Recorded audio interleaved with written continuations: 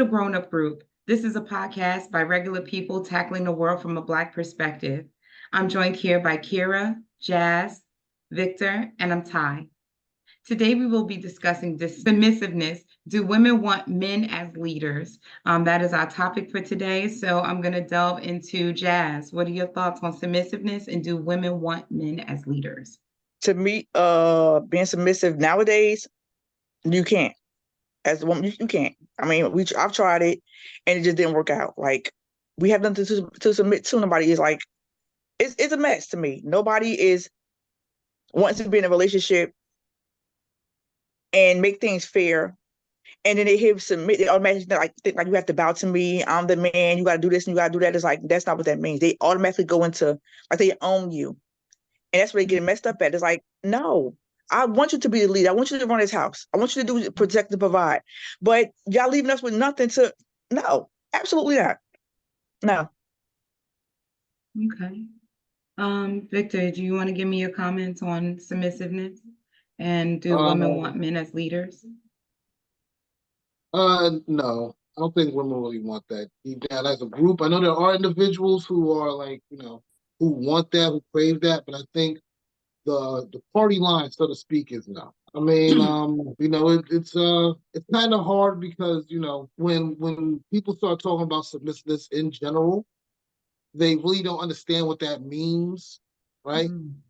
They don't understand what that term, what those roles actually are. And then, as a way to, kind of push away the argument, it becomes a thing of, well, it was done this way, it was done that way, with no concept of what the economic climate is, has been, or will be. So it's kind of, I think it's important, but, I take when people say anything kind of with a grain of salt. Because they're not really factoring in a lot of things in terms of what an actual leader is. Mm. And, in our community, it's out of step with that. They are really out of step. So, that's my 2 cents on it. Okay. And Kira, how about yourself? Do you feel that women want men as leaders? And what are your thoughts on submissiveness? I feel like women do want men as leaders, but I think a lot of people get confused with being a leader and being a narcissist or whatever. And a lot of it is due to females think that the man is being controlled, and I always believe that it's like a 50-50 if in leadership in a relationship or whatever. So that's my take on it. Okay. So I'm just going to give my thoughts on it. When I first thought of submissiveness, I really did go into multiple assets. Like, in my thought process, I was just like, what about this and what about that? So I do want a man to be a protector, a provider. I do want to be respected, and I want the love, and I want the, I guess I want to say like faithfulness of my mate. What I don't want is the controlling aspect to tell me what to be and who to be and how to be, because those things was ingrained in me as I grew up. So you can't change who a person is, but you can change, maybe, meeting someone in the middle. That does require a level of softness that I know I'm striving to be. Not right now. I'm striving to be that individual. I know it's very hard. It's very much a challenge, because when I did look up submissiveness, I had to go to the dictionary and say, you know what does that mean? Because it's not a controlling component. It's more like in compliance. But what's in compliance when it comes to the human element? The rules have to be made between you and your partner. You have to sit down and have a conversation on what that looks like for you. And I think that's where a lot of people fall short in. They immediately think, oh, well, I'm the man, you're supposed to serve me type of submissiveness. Yeah. And I don't feel that really gives it a totality of the definition. Because when you look at submissiveness, you have to look at what I'm obedience to. Do I trust you? Do I have a great relationship with you so I can be honest and be trusting, in return? What is your qualifications to lead me as my mate? I look at all of that. So it comes into a broader definition for me. I didn't want to go and give a responsible, like, no, because I don't trust these niggas. I wanted to be like, okay, Right. in order to be submissive, there comes with a book. It comes with a conversation. It comes with what does that mean and what do you look for in your mate? Because we all have a type I'm gonna put that quotation up there. We all have a type, and if your type is toxic, if your type is toxic and you look for a certain type of person to be a mate, that submissiveness can be critical and lead to your demise because not everybody have your best interest. So I always want to look at what is your intentions in addition to me being submissive or being asked to be submissive to you. I got to tell you how this subject came up. And you guys will be shocked. I was having a conversation with a 50-year-old gentleman, and he was saying his type is a submissive woman that can just basically bow to his feet, bathe him, oil him from head to toe. And I do want to tell you, it was a specific religion. And I was like, well, are you this? And immediately they said yes. And I was like, oh, that's where it came from. So your upbringing afforded you the opportunity to believe that women were your servants and not your equal or your mate. And that's unfortunate. Not only do you believe in having a mate that's submissive to you, you want multiple people, but you expect the respect and expect her loyalty when you don't have any towards her. And when I hear things like that, I see it every day, and I think you guys will peg what religion I'm talking about because it's not, so far-fetched out there of a idea. But there's a lot of religions that believe that a woman's supposed to give her all and be, loyal and faithful to a man and bow to him. And, that conversation kind of alarmed me. Because then I said to him, what about her respect? What about her loyalty? What about your faithfulness that you owe her? What about your submissiveness to her? And immediately, I'm not supposed to be submissive. She's supposed to. I'm supposed to get this. And this is my reward for being the man and being, the highest of all power. And I'm like, that's crazy because you said you wanted a goddess and you wanted a queen, but she is at the bottom of your feet. Like she a peasant. To submissiveness, and that can't be an equal partnership. And that was crazy to me. Go ahead, please. We're not going to slander the Mormon community like that. Now we're going to be nice to the Mormons. Look, I know you look. Hey, it could be any religion could fit into that because even JWs believe in that. Even JWs believe that the wife is supposed to sit home, bear children, and so it's a lot of different religions that have a belief where a woman's supposed to be here and a man's supposed to be here. And I'm not a believer of that. I think we could both work from the same level and accomplish the same thing. If I cook dinner, you wash dishes. If I wash dishes, you cook dinner. It should be met in the middle, and it should be a conversation. It should be between those two people that's in a relationship. But what happens when it's not just a relationship? What happens when it's more than just a relationship? What about everyday life? What about, friends and partnerships and, conversations that's had?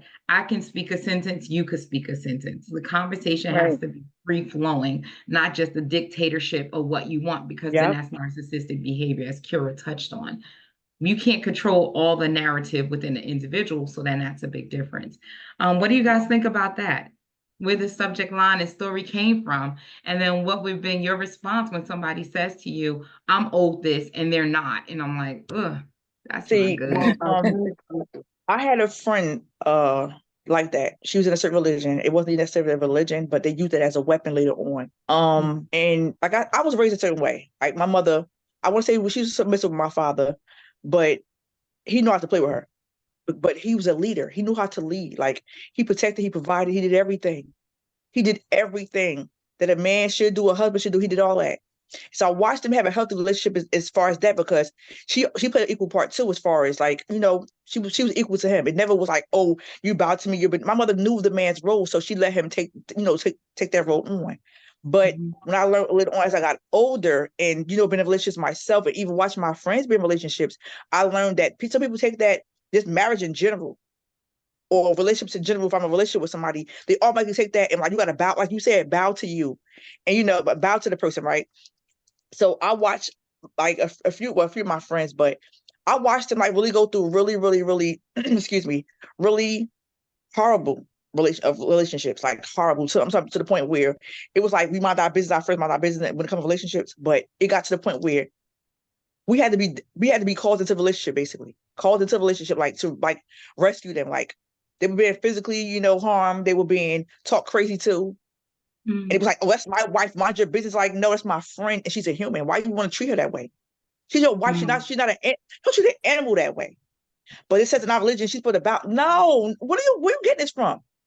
Yeah. And then it was instances where she was paying all the bills. She was paying all the bills. It made me angry. No, I was gonna say this is why I say that we really don't understand these concepts as a people. Because just sitting here listening to this, you have one person who is obviously of a different culture. Because that's not Black American culture to be like, well, No, Black. I do. Well, Black. hold on, let me Black. finish. That I do all of this, so you have to do everything I say, because we weren't raised like that. We had structures where our mothers, and fortunately or unfortunately, normally play a larger role than they do in other groups. Where the mother is, she's not just the first provider and the nurturer. She's also the warden, and she's the final say. And so, like most Black men are not raised in a situation, even when in a two-family household, where the mother is being dominated. Now, there's abuse that happens, don't get me wrong, but I don't like to paint everything with the background of abuse. I think that's more niche than people admit, and I think it's more bi-directional that people are really willing to admit. But, as far as what submissiveness is supposed to be, at least for a Black American, is a woman that's not going to challenge him every day. Yes, he needs a woman that's going to, stoke a particular flame in him, but she has to be smart enough to know when just to stop and when to back off, when to engage, when to kind of tread lightly on the situation and when to leave some things alone. And the guy has to be emotionally mature enough to understand that, he has to recognize when his woman has a question or a concern and be able to, properly explain that to her so that she can trust his judgment. Because most of it sounds like communication to me. Right. And as far as your friend goes, yeah, but as far as your friend goes, Jazz, like, I know a lot of women who make a lot of money, who deal with a lot of bum dudes. So after a while, it's you. It's not you like a particular aesthetic, you like a particular sort of swagger out of a guy. You're okay with him doing something, that's off the books all the time. You're okay with that. You like that. It's kind of hard to complain after a while because those are the guys that you're choosing to engage with. Like let's all be frank here. I don't know any women that don't got a whole folder full of DMs of guys that are interested in them. But if you're still picking the same sort of guy, that means that that's what you sort of like. But I did speak about that. I did speak about having a certain type that could be lead to, more of a toxic situation when it comes to submissiveness. And then it goes into ego and pride as well. So I do want to say that we spoke, lightly on those things, but I do want to turn it back to Jazz, because when you said, this is my friend, and, when do you step in and actually be a savior to someone that you see going through that toxic, road? I take the stance of minding my business, because at the end of the day, they lay next to each other, and that could turn you into, oh, well, she's just jealous. And I hate that conversation. Like, I hate that conversation of, oh, you just jealous because I have a relationship and you don't. And that'd be the problem and that's too. Terrible.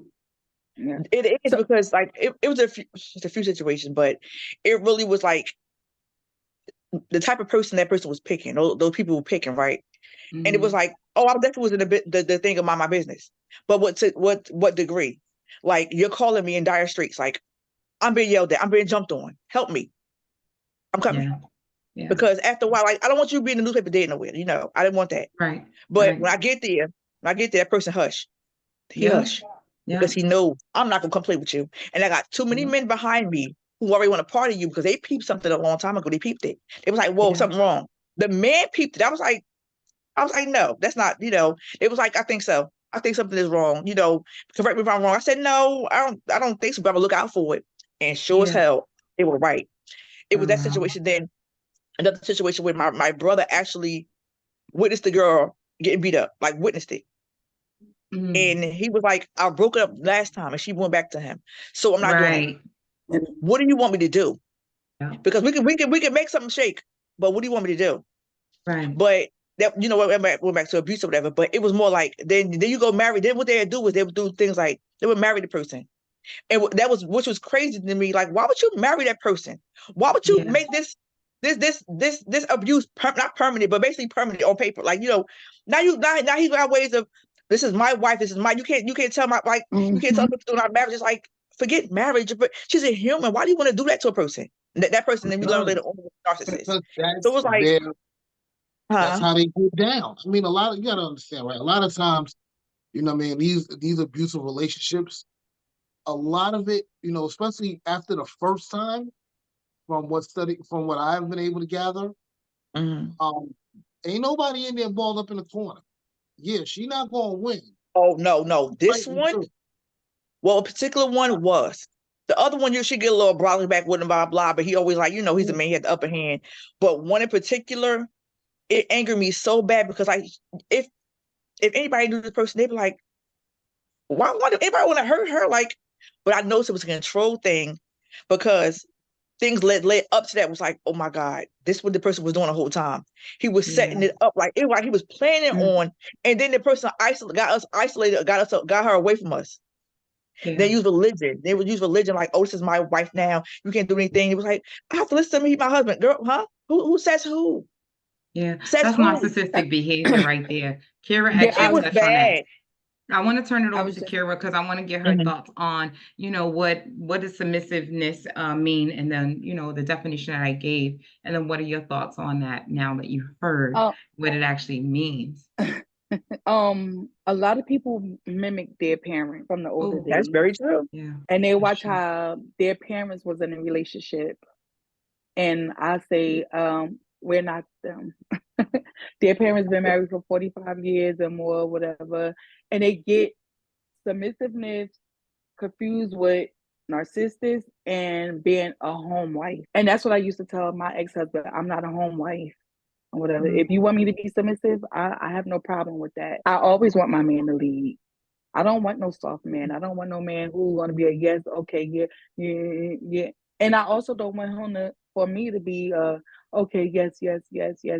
Whatever he says goes or whatever. Like, we have to come together and somebody, I mean, that's where the 50-50 comes in at. Okay. So do you guys think that people, it's okay, it's all right. Do you guys think that people confuse respect with submissiveness? Yeah, I could see what, yeah, I could see that. And it simply came up to me because when I researched the word, it said, a lot of men on an average will say, well, because you speak back or because you have, a lingering or a longer my feelings conversation, they often feel that is discrediting what they spoke and said. And then that leads to a form of disrespect. And I'm like, well, that's what I said about, like, in the beginning, like, submissiveness would have to be a conversation. It would have to be, what does that mean to you versus, what it means to me? Because it's not me just sitting there quiet, taking your instructions and you controlling the narrative. That's never going to be the case. But when the original question came out, do women want men as leaders? I was like, immediately, yes, women want men to take the, lead and, be the protectors, and not just financially. I know a lot of women will be like, yes, financially too. But not for me. I'm like, a part of me want to have, it met in the middle. But I do also want to say, what qualifies a man to lead me? What? Exactly. That's the thing. Like, what? Right. I'm sorry. So I want to turn the panel over to Victor. I want to ask him the question. What qualifies a man to lead a woman? What is the qualifications there? What do you believe the qualifications would be there? You could tell us best because you're the man in the podcast. All right. Well, okay. I feel the pressure. Oh no, it's no pressure. I'm trying to see how much of the kid gloves I'm willing to take off for you ladies, because they come off. I need to hear it all. Please, we want to hear, and we got some comments back because they may be what you require, but not us. No. Requirement for a man to lead you solely depends on you ladies. It's got nothing to do with us. It's got nothing to do with us at all. We are going to present our best foot forward for the woman that is willing to accept it. And if what it is, if it's trash leadership, then that's what you accept. It's trash leadership. If you're in a situation where, he's constantly feeling like you're not listening, 9 times out of 10, you're not listening. Or maybe you don't respect his decision. Maybe you weren't taught to respect his decision because you're already thinking of your response before you even hear what the decision is. I mean, so it could be a number of things, but that's got nothing to do with it. Our version of leadership is if I say, look, we need to do X, Y, and Z. If that sounds like that doesn't make sense, then that man ain't the leader for you. And if it really doesn't make sense, then he ain't the leader for anybody. And it is what it is. Natural selection. But what you determine as a leader, that falls on you guys. That falls on you guys. Some women, what I mean, they want a man who is, want to pay all the bills and go die somewhere.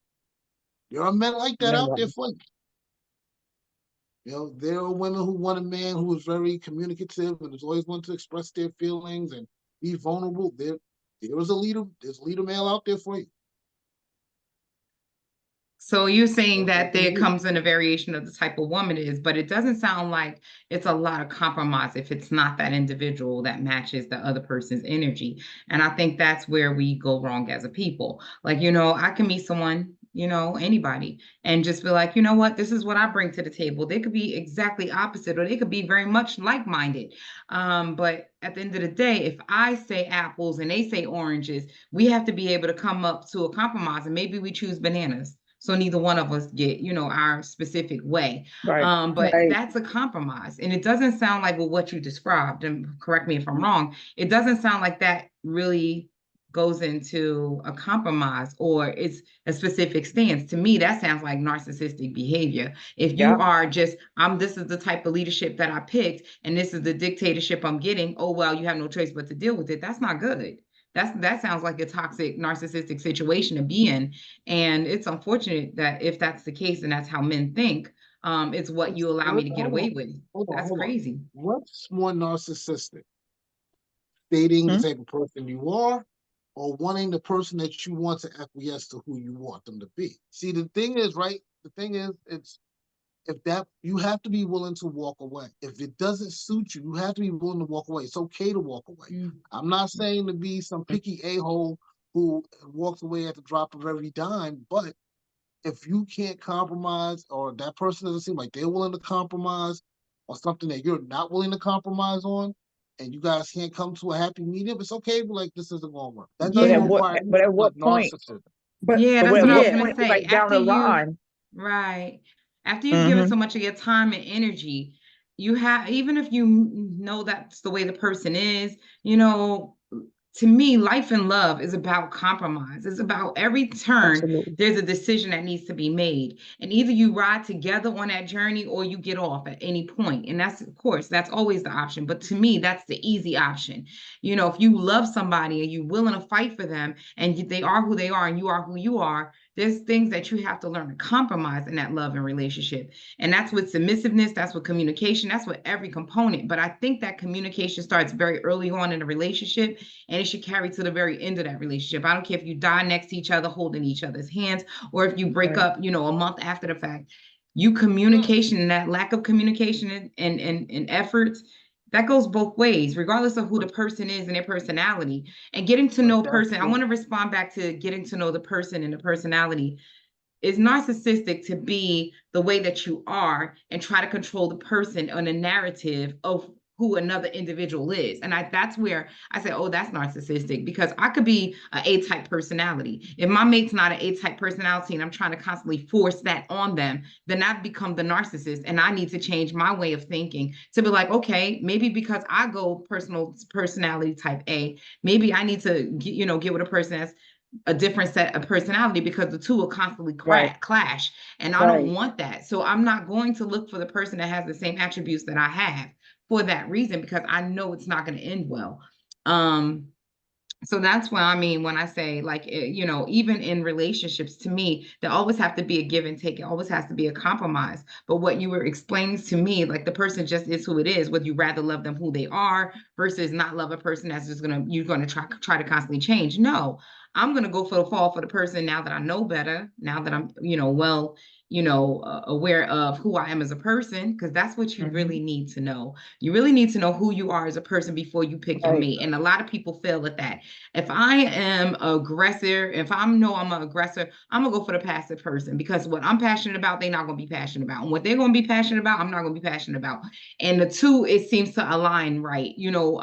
If I got somebody that was aggressive and I was aggressive, we just be aggressive all day and angry, mad at all day for no reason. Like he mad at something, I'm mad at something. He mad at something, I'm mad. That's not going to mesh well. But I do want to get back to the conversation and say about what qualifies a man to lead a woman, because I heard your comment. She picks who she picks as a mate. I think that wasn't really a response, but I want to say that maybe what you stated before, leadership qualities as a protector and not the financial aspect. I don't really care about the financial aspect. Just me. I don't care about the financial aspect. With Kira and Jazz and other women may feel that financial aspect is important to them. But when I look at what qualifies a man to lead me, I got to say it starts with respect and trust. If I don't have that, you can't lead me down. I'm not gonna walk down a dark alley with you. I'm not gonna walk down a lit alley with you. I'm not gonna go anywhere. I'm not gonna budge. And I'm gonna be very strong in my stance if I feel that there's a lack of trust and a lack of respect. And I think that's really what the important component is. What it qualifies to actually a man to lead any woman, it has to start with those two things. You have to prove leadership skills, and that's respect, that's trust, and that's great communication skills. If you don't have those three, then you're failing in a relationship. Hold on. Because I get what you're saying about trust, and that's what I'm saying, what I said earlier, which is, like if you know who this person is and you trust their judgment, that's the leader for you. If you don't trust their judgment, then that's not the leader for you. You can't make them have trustworthy judgment. Yeah, I don't think you used the word trust. I think you didn't use the word trust, and that's why I was like, I don't know. You said the person. You said if you pick the person, and I was like, person. That's personality to me. That's personal attributes. That's not really trust. So thank you for clarifying. All right. Well, yeah, I'm kind of like if I don't trust you, everything else is kind of inconsequential. Yeah. So if I'm even dealing with you, I have to have a level of trust in. So like that's why I didn't use the word trust. I'm pretty sure I did. Okay. No problem. I'm sorry. Yeah, now I just lost my train of thought. But no, like the provider thing, again, you have to understand the economics of the situation that you're currently living in order to really make that sort of determination. Do I suggest that anybody get with somebody who does not have a job? Hell no. But I'm not going to say, oh, well, yeah, go ahead, pay all them bills, and then work yourself to death until you pass out 65. Right. That's not a life. Yeah. I wouldn't suggest any man do that, especially in this climate where you have people who will tell you that whatever your income is, it's not good enough for them. It's like the hell with them. Very true. Yeah. As far as there's one thing that you said too, right at the end. Communication. I need every woman within the sound of my voice to understand that men communicate differently than you do. We always will. Yeah. Yes, we use the same language. We use the same cadence and the same vernacular. That does not mean that we can communicate the way you do. Our communication is different. It's going to always be different. And if you're not willing to learn that man's communication, that ain't the guy for you. Sorry.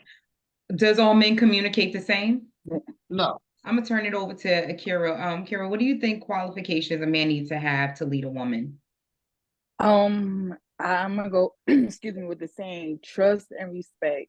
If I can't respect you, then there's no point of us being together. If you can't respect me, there's no point of us being together. It's gonna be always constant, back and forth, back and forth. If we can't agree on with each other, communication, all of that. If we can't communicate, then why are we together? If we can't talk to each other. Right. So, right. Jazz, I was gonna ask you the same thing. What do you think of what qualifies a man to lead a woman? Well, a big one for me is who led him? Like, who did he see his parents play their roles? Or did he just learn it? Because some people don't really not some people. A lot of people I know don't really have parents that whatever that family dynamic is or whatever. did he learn on his own and his own definition of being a leader? Because sometimes, like, you can see, I'm gonna say a textbook definition of leadership, and you can see it what a person believes what the leadership is to them. Like, oh, I think leadership should be like we were saying, communication, and whatever, whatever. But I also see them like, oh, they will lead you down the wrong path. Like, listen to me, I'm qualified for this because I'm a man. I don't know. I just know that I've had in my own personal relationships. I watched one man, try. I'm gonna say try. The reason why I brought up like how a person was brought up, because this person was brought up with a father and not a mother. Okay. So I was brought up with a mother and a father. So and plus I'm nurturing and I'm loving, right?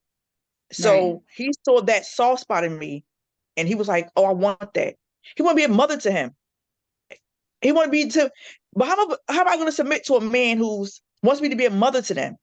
Where's the leadership at in that? Like, it was. When I tell you this situation, this subject is so crazy to me, because you want me to be a mother to you, which I found out later on, but you thinking being a man is wearing your clothes a certain way and swag and maybe paying the bills, and me bowing down to you was like, wait a minute, honey, this not that. You don't. I don't know that part of being submissive, and I wanted this man to be a leader so bad. It was like, to him being a leader was making a lot of money and me catering to him. So it depends on what he like. And he also watched his father. He watched his father do a lot of stuff to his mother, and then he watched his father remarry and do the same thing to his wife. So I guess he figured he was going to bring it over here. It was like, whoa. That's not my thing of being a leader. Like, no. Your father, no, like real rap, like your father aims it, like for real. Right. That actually speaks to what Kira was stating earlier about it also depends on us watching our parents and kind of taking away a page from their book. Because I got to tell you, I was exactly the opposite. I saw how my father did my mom, and I was like, I'd rather be my dad than my mom. So I led with a lot of masculinity or a lot of masculine qualities in a relationship. And a guy had to tell me something like, soften yourself. And I was like, what do you mean? And I was like 20. I was like, what do you mean soften myself? This is how I was raised to talk. And he's like, no, that's how your father talked to your mother, but that's not how I want my girl to respond and talk to me. And I was like, ooh, ouch. But I've been told that for the last 20 years, and I just don't know what that looks like, because I just don't want to be the victim.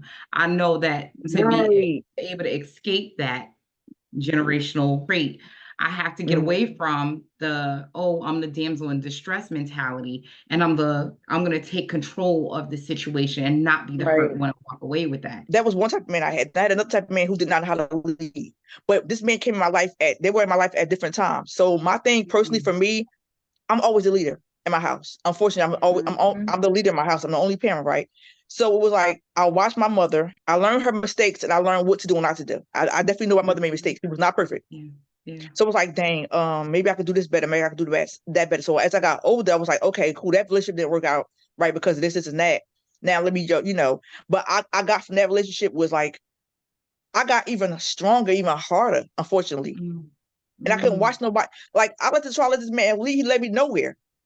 So it was like, okay, this time I'm gonna try a different way, different type of dude, different everything. And then I can't say now to be a leader, but he said his own self. He said it basically like, not trying to dominate anything. He was like, I didn't necessarily watch my father. I watched him work, and I watched him do this, and I watched him do that, but I didn't watch him love my mother, and then he remarried again. I didn't watch him love. So it was that too. So it was like, he didn't know how to necessarily lead. And you get with me, it was like, I want you to lead. It was like, in so many words, he told me he couldn't. Eventually, years later, he told me that he couldn't. It was like, I've been looking for this from you. Like, I wanted you to lead. I gave you the reins, take him. And he couldn't do it. Yeah. To a certain degree, he definitely protected me. Yeah, it was like, damn, okay. It was like, damn, okay, so now what do I do? So now I'm lost. I'm like, I was soft. I was soft for one guy, let him lead. Now I got a little bit harder, but I still let this man lead, and neither one of them did right. It was like, damn. So I don't want to be. I want to be corrected. I want to know what my flaws are. Nobody can tell me that's another thing too. They're not tell me my flaws are, so I can fix myself for the next person. And that to me was whole other thing. It was like, I'm not going to help you fix yourself for the next person. I'm gonna make you stay the way you are. I'm not gonna tell you your flaws. I'm not gonna tell you anything. So you can take them same bad things and take them over to the next man. So now I'm at a standstill. Now I'm like, nah, I was leaving in God's hands because whatever. But nobody led me anywhere. So now I'm the single mother with the kids, Mhm. and now Yeah. I'm leading them. I don't know what else to do no more. I'm like, what do I do now? You know what it took? It Right. took an older man to tell me. And sometimes I would be around my dad, and my dad would say it to me too. He's like, "Well, you running this shit, huh?" And my dad would say, because he's a straight North, Right, dude. right. And my dad was straight, straight to he shiv you with his, statement. And you'd be like, damn. Right. Like, yeah, he'd be like, "Oh, you the man in the situation. I see who wear the pants around here." And I'm like, not intentionally. I don't want to. But it's Right. like, why am I taking that stance? Why am I being the way that I am? Because I don't want to be mom, where she sat back and was docile and very quiet and let my Yeah. dad just run shit. And I'm like, oh, why she let him do that? Why she let him get that? Right. Even the components of like the relationship where it's like, maybe like, a negative situation or whatever the case may be, him, extracurricular activities or whatever the case may be, not coming home, bar life, which there would be an argument. I still felt my mom was the softer, weaker person because he still stayed there. So I was like, why she ain't let kick him out? Why she ain't, Kick why him she ain't out. bring the heat Right. and stuff? Like back then, women knew he needs to still, manage the household. He still needs to, raise his children. Oh, and he needs to. So the battle that I was expecting her to have, she never did it because she felt that, he was still running a household. He still basically told us when to sit down and stand, and you know what I mean? Like he was the disciplinary in the house, even though she was too. There was a thing. So I'm going to take it to leadership traits. I kind of want to go into the Pew Research Center where I was digging through research on women versus men and their leadership qualities. And I want to get into these numbers because I want to hear your feedback on some of these leadership traits, and then public office surveys, as well as policy research that was conducted. And I actually was not surprised by the results, but I just was like, oh, because I understand it. Being in a career that I have been, I'm like, I see the leadership traits and what I like versus what I don't like. And that's why I kind of favor one boss over the other. So getting into that, I'll just delve right into these numbers. So in leadership traits from Pew Research Center, it basically spoke to the attributes that leadership that after 2,250 adults were surveyed, that women rank in 50%, and men 20% in honesty in the workplace. So in your leadership style, men rank 20% in honesty, and again, women 50%. In intelligence, women rank 38%, while men rank 14%. And I think that speaks a lot to women taking things apart and kind of putting it together mentally. That's my thoughts on it. I know men are more so leaders and doers with their hands and actions, but you'll see men do favor in some components where women do not. Hardworking, we basically tied there. Women are 28%, men are also tied at 28%. This next one was a doozy because I was like, this is so much. Very true. Decisiveness. Decisiveness, men rank at 44%, where women was at 33%. And I was like, yes, we do not like to make a decision. Ask us what we want to eat. And it's just a battle right Right. That's there. the one. That's the We one. Yeah. cannot make a decision on food alone. So I can't even imagine a policy, a rule, or something that you want to, Right. put in place. Immediately, we're going to lose our shit. So That's why I Right. definitely want to lead in that part right there. yeah, the Right. decisiveness, right? Right. It's very important, decisiveness, because that's the action right there. Ambition and men actually tied with women. So ambitiousness, we both have the same ambitiousness. It seems like we're both thriving and to execute and get something to something. Men just can make the decision much more faster than women. Compassionate. This ain't gonna be a surprise to you. Men rank 5 in compassionate, as women rank in 80% in compassion. So women do take a look and be like, oh, but she's dealing with this, or he's dealing with that. Like we always will have that nurturing aspect in us. It's never Yeah. gonna go nowhere. So compassion, of course, we rank high at 80, and men rank at 5%. Outgoingness. How do you guys think that we fare to outgoingness? Oh, I don't know. Great. I want to say Women rank maybe higher women more because we have maybe more other reasons. I guess because we go maybe get us. Are you right. talking about in the job market or in Right. social settings? It says both in social and actual work. Oh, I would say the women. I want to say the The women because women. we Yeah, it's The more I like women. see we that. Yeah. So women yeah do rank high at 47% right. and men at 28%. Yeah. I figured it What was do you something like think that. about creativeness? Definitely Again, more women. Women. Yeah, I would think it depends on Women, what it is. yeah. Like I would think Definitely more women. like you said, we think more, we're deeper, and it depends on what it is. Like we just go more into it. Like No, Yeah. you're a little more in tune to the fine arts than most men. yeah, like yeah, it depends. So when it comes to creativeness, women rank at 62% and men at 11%. So I wasn't surprised by seeing that. Right. And then it goes into, are men or women in public office better at, and then it gives a breakdown. So working out compromises. I got to tell you, this one didn't surprise me either. Women rank at 42%, where men are at 16%. But I got to tell you, men come in where it means the most importance. And I think this is why a lot of men we see in policy or in public office is men leaders, because of the things that this is very leading and telling. Keeping government honest, women 34, men 10%. It follows the actual leadership trait thing. It makes sense because women ranked before previously 50%. So this just basically speaks to public office settings. Keeping government honest, 34% for women and 10% for men. Representing your own interest, women's at 28%, and then men at 18%. Standing up for what they believe, 16% for men, 23% for women. Policy matters, and this is where you see a lot about the social issues and policies. So when dealing with social issues, women rank very high, 52%, men 7%. Dealing with crime and public safety, who you think got this one? Oh, I don't. That's a hard one because it depends. You Like said it's hard. That's Dealing hard. with crime and public safety. Oh, Oh, you guys, I I guess it thought you would depends. get this right away. Huh? I would think the men. Men hands down, 42%, 12% for women. Man, let somebody come in and be like, "Oh, well, what you gonna do about these crime rankings?" I'm going the other way. I gotta go in the bathroom all the time. I gotta excuse myself, go fill my Yeah, coffee and my tea up. I can't. yeah, Like, we don't know how to lead in that regard when it comes to safety and protection. So I think men being at the high rank makes the most sense to me. This is where you see their actions come into effect, because they're like, right. first Because they thing, know. when it's time for war, men are ready for war. If there's a Right, battle, men will be like, let's go right now. Let's deal with this, look it in the face, right, and take action. I applaud that. And then dealing with national security and defense. Men again, 54%, women yeah, 7%. It makes sense to me. It does. The numbers in between are people that say they don't know. So if you see that number that, so low for women and so high for men, that middle ground, they just don't know. They don't know. Maybe they're not, driven by policies and procedures, but they don't know. That was the response between the different gaps. So who do you think make better political leaders than men or women?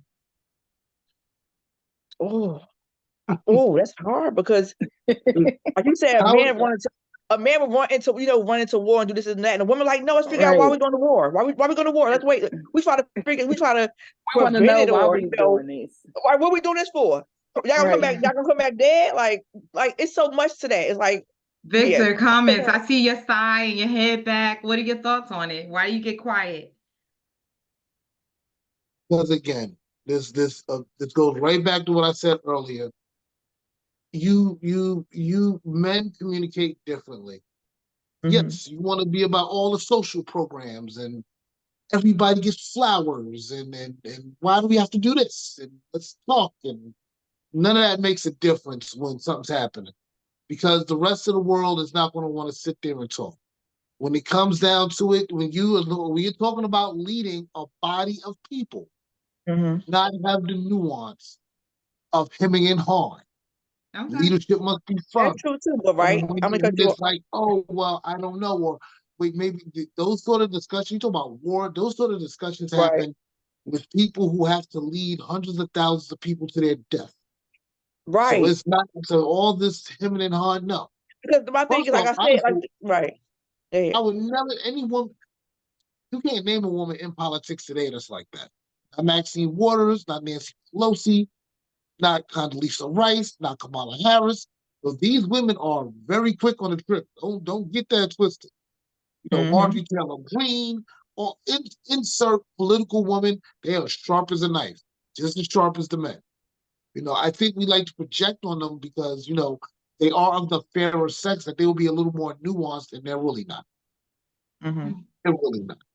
You know, so Okay. yeah, you need people who are willing to make decisions. That decisiveness Right. component, I'm paid attention to that. In addition to, like, the safety, the national safety and security, of course. In addition to that, the defense, very important components right there. When you say decisiveness, defense, and security, national security, I'm like, men. Immediately, who do I want Right. as a leader? A man. So it does And say that's men like are 21%. right, 'cause Yeah, mhm. where it says men are 21%, women are 6%, and then don't know is 4%, and then equal, which is crazy to me, is 69%. Even given the percentages, I was like, okay, let's be realistic and say, I want a man That, to go in and lead and not, and that's the and real, enforce those rules and Right. Right. policies. no, for politics, that's the realistic number. Yeah, Because yeah. all of those people that you see on Capitol Hill, your senators, your congressmen, hell, your council people, they're all on the same footing. Don't let the smile fool you. They smile to old people because they know old people like a good smile. Yeah. So they're a little softer on it. But those people are not softies. They're political sharks in the water. Right.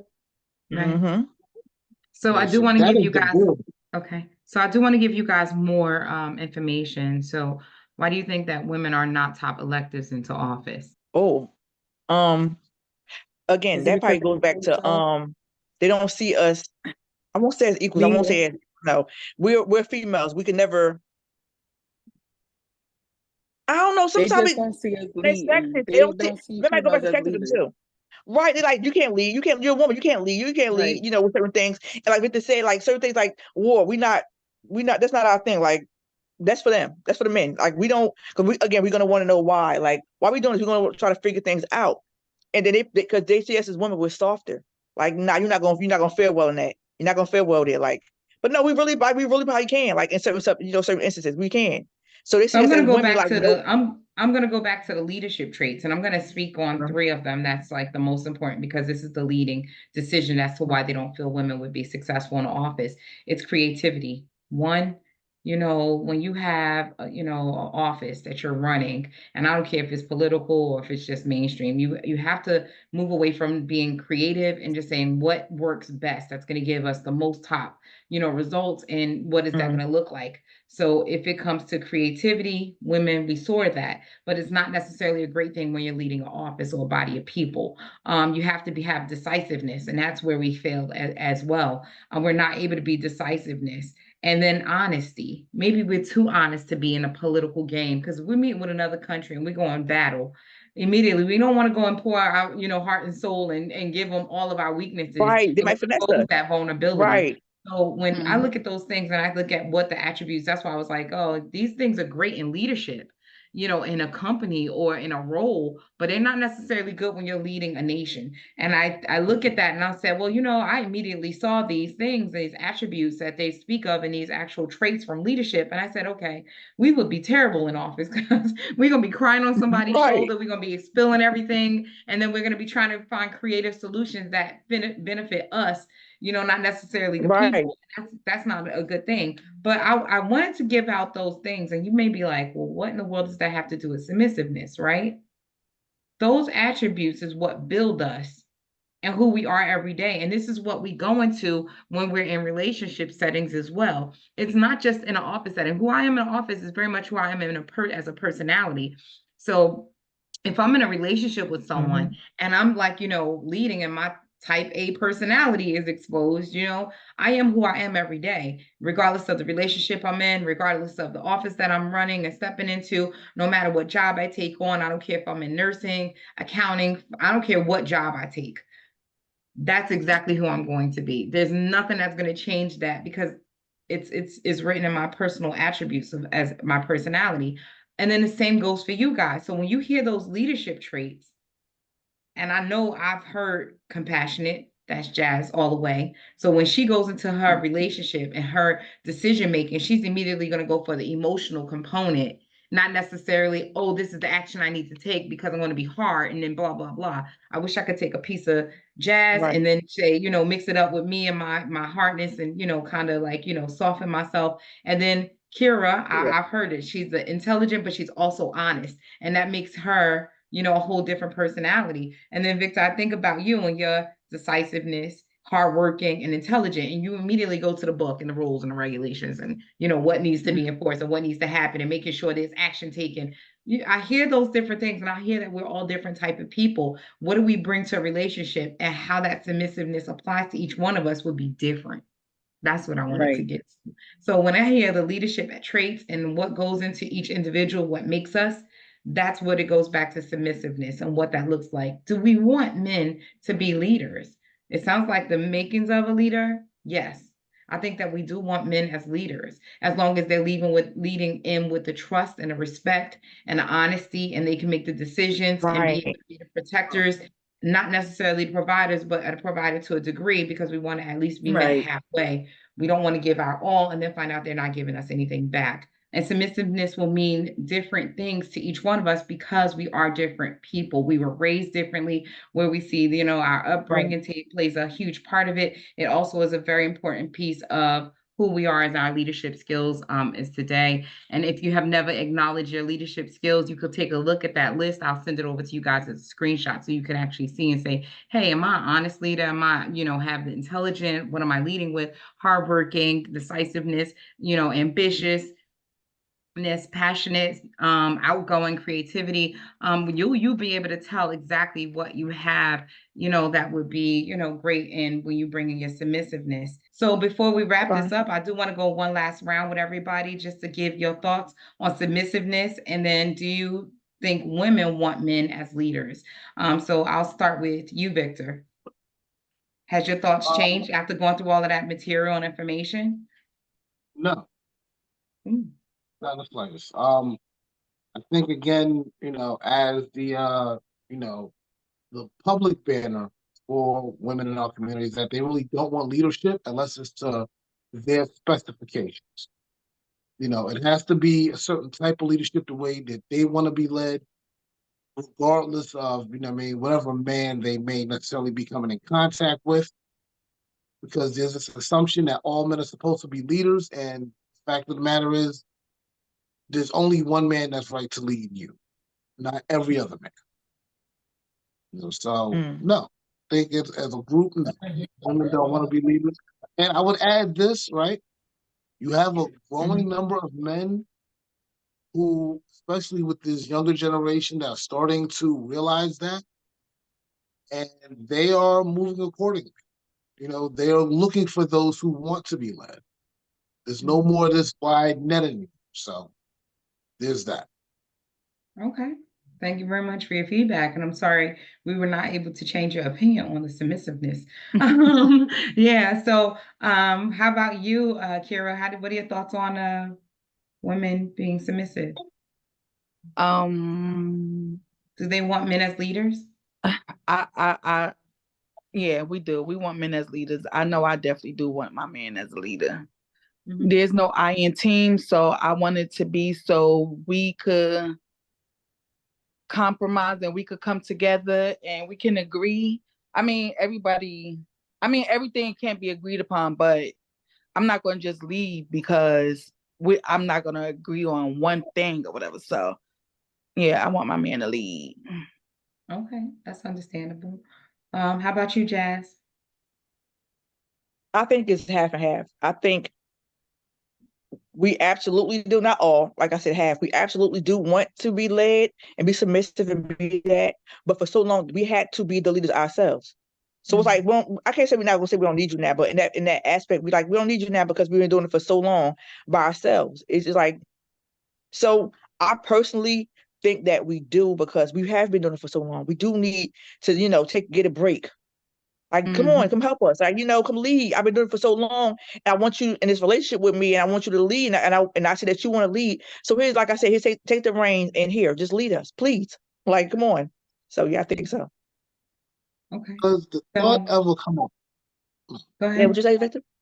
I was gonna say, does the thought ever come across that maybe you're just waving the wrong sort of flag? It's the wrong sort of campaign, because when, especially, if you're out in the dating market, you have to present yourself a certain way. And people see that.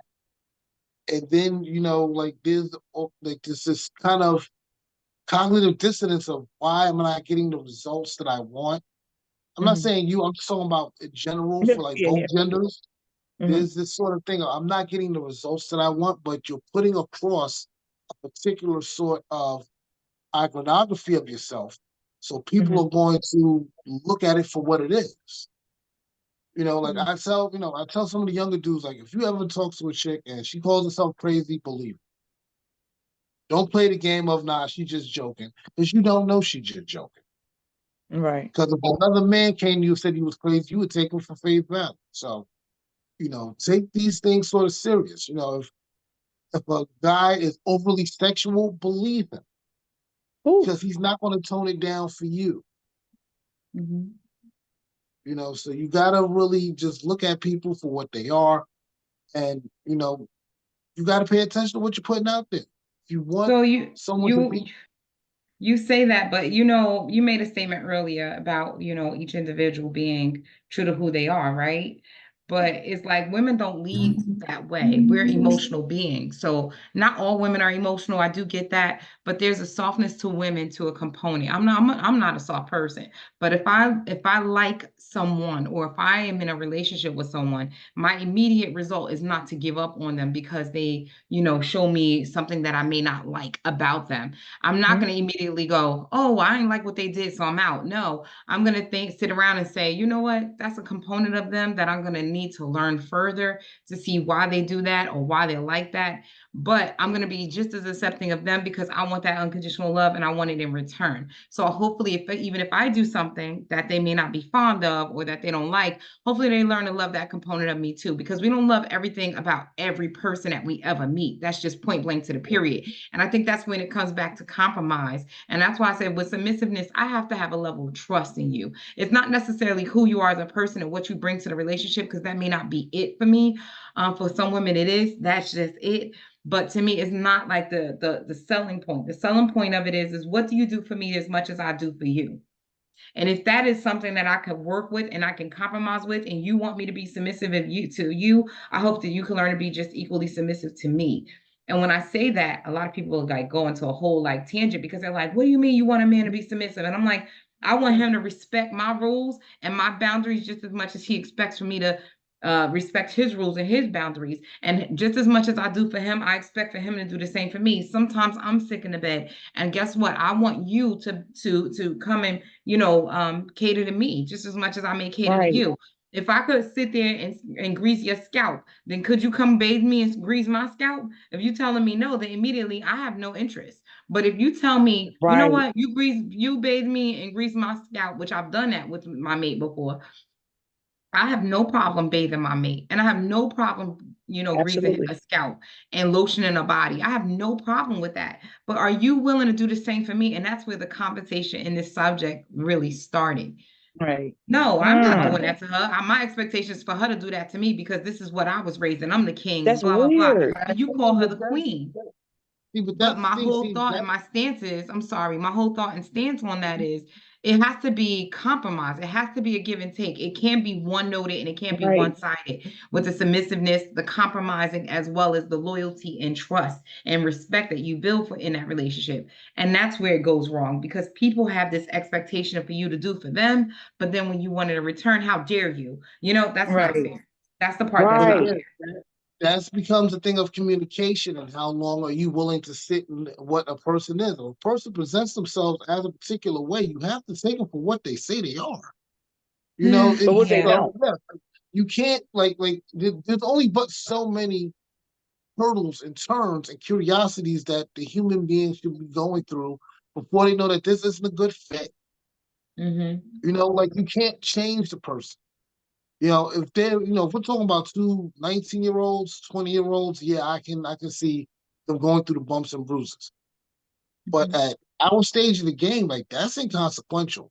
One, do I like you? Two, can I trust you? Three, what do you bring to my life?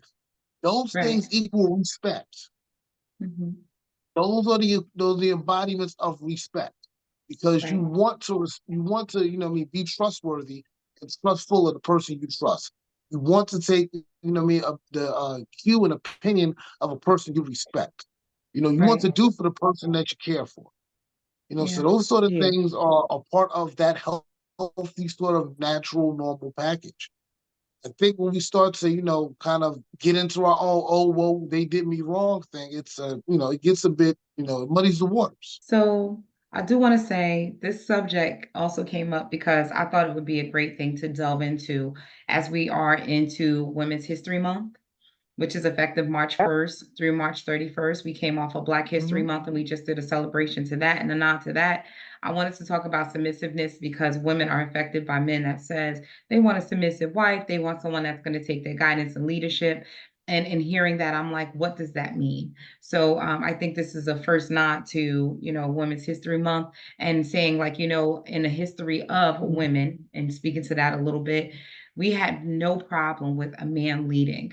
I know there's a lot of conflict and a lot of words, negative words said when you speak about Black women and men in relationships. And I want to say that we have to get away from that because we create the narrative there. We create that ongoing subject by saying, oh, men aren't shit, men aren't this and women ain't that. And you said this and, you guys took our kids from us and you guys feel this and you guys feel that. And I want to kind of like remove that stigma and say, everybody, everybody, everybody, we need to cut the shit because at the end of the day, we need to come together and be unified because we are in a battle and we're in a war. Right. And it shouldn't be with each other. It shouldn't be with each other to the capacity that it is. It should be a unison. It should be a shared effect